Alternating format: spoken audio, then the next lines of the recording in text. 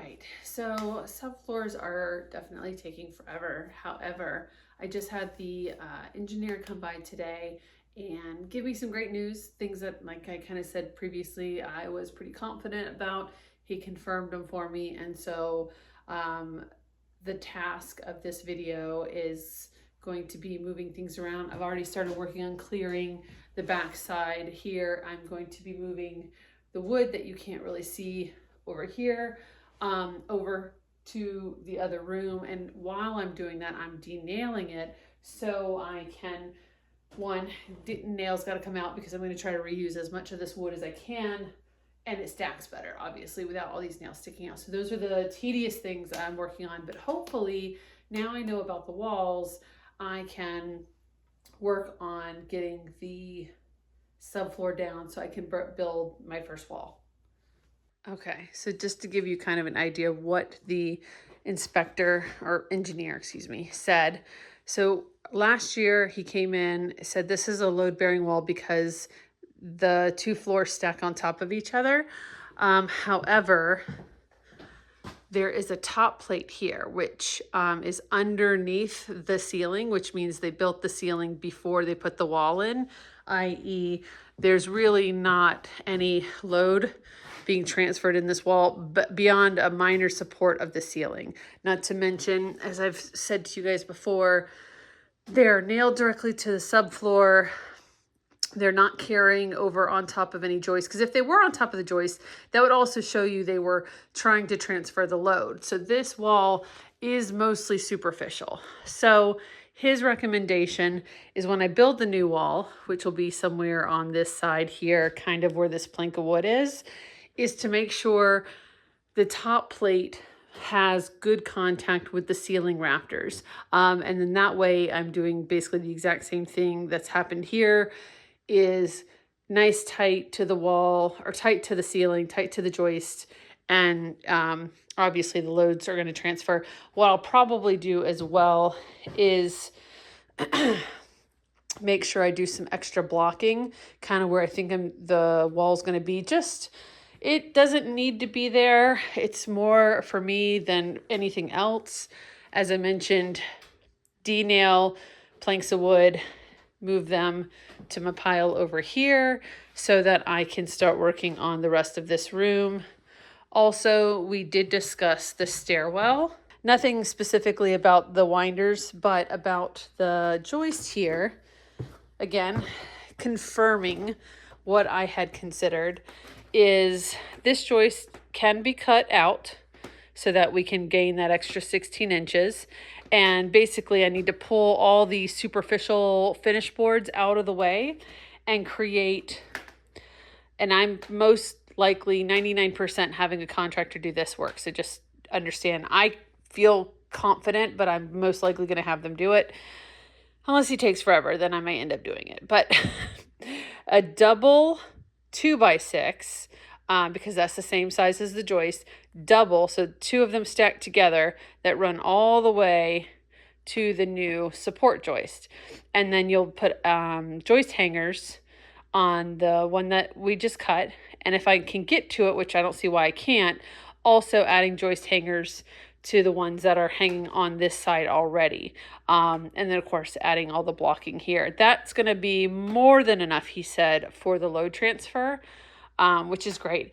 The only other thing he said to do is when it comes to the joist that I'm going to sister to, or that I'm going to connect to, is to create a sister joist, which means another 2x6 against this one from the load bearing wall, so that there is an extra thing carrying load on this, so it creates kind of a beefier beam, so to speak, so that it can carry the brunt of this load right here once it's cut. Obviously then it's going to be vulnerable, even though there are studs in here that are holding it up.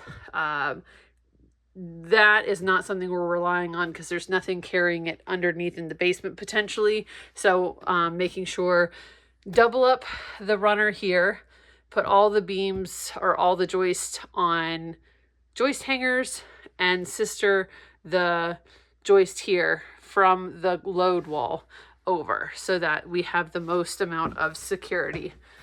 And that will then give me the ability to walk straight up and have more headroom for big items and taller people to come up the stairs safely.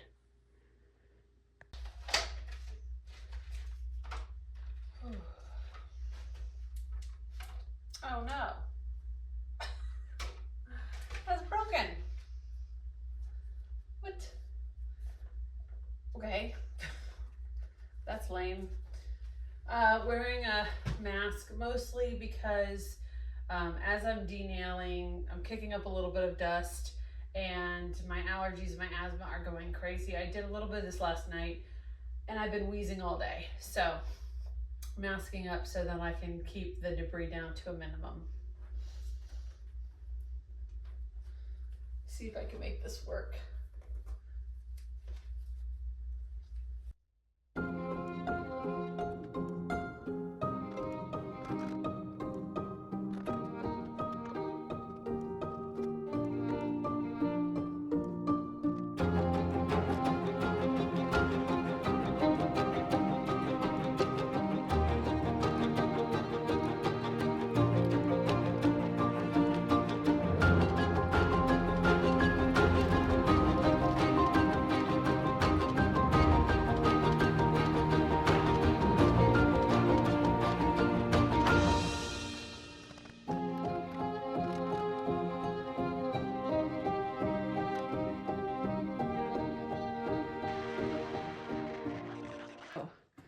Showing you these old peelings of wood. Look at that. You think that came from Home Depot or Lowe's? Cut right off the tree. That's the back side of one of those planks of wood for the floor. They literally just cut that tree up, made floor out of it. How neat.